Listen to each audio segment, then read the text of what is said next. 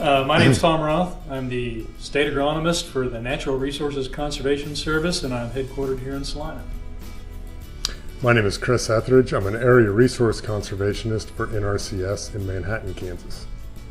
We came to talk about soil health, kind of the real basics, the introductory one-on-one course. Okay, well, one of the main things we want to talk about today is the 4 keys, and those include, no disturbance to the soil. Another key is maximizing the living diversity out there in the soil. We also want to maximize the amount of residue that's left on top of the soil surface. And we want to have roots growing 12 months out of the year or as long as possible. Well, one of the main principles in soil health is to maximize diversity, and a lot of that goes along the lines of agriculture in general. We've kind of become a monoculture in what we do, whether it be the crops that we plant. Everybody, full tillage. That's the only way to do it. Things like that.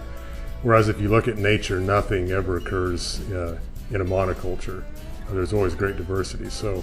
One aspect that is key in managing for soil health is definitely diversity. So when we talk about diversity, we're looking at crop rotations, planting more than 2 crops in a rotation, possibly 3 or 4 crops, lengthening out the rotation to include more crops, and also diversity within the rooting depth of those crops, how they all have different root architecture and different rooting depths. If you want to start adding diversity to your soil, to the diverse ecosystem in your soil, just take one step. Look at your operation and figure out, okay, where can I add something? Is that in my cash crop rotation? Am I ready to start using a cover crop? If so, how many different species am I comfortable using? 2 is more than 1, and so forth and so on. So just start somewhere, start small if you want to, and start adding diversity. Yeah, it's just some of it, it's just, well, it works there, but it won't work here. And it's a matter of looking at the principles that work in one area and then adapting that to work in another. Just adding another crop into your rotation. You may see a benefit from that in the short term.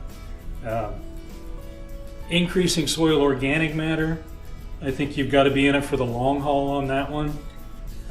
It takes time, especially in the western part of our state, to see appreciable gains. So you've really got to be in it for the long haul.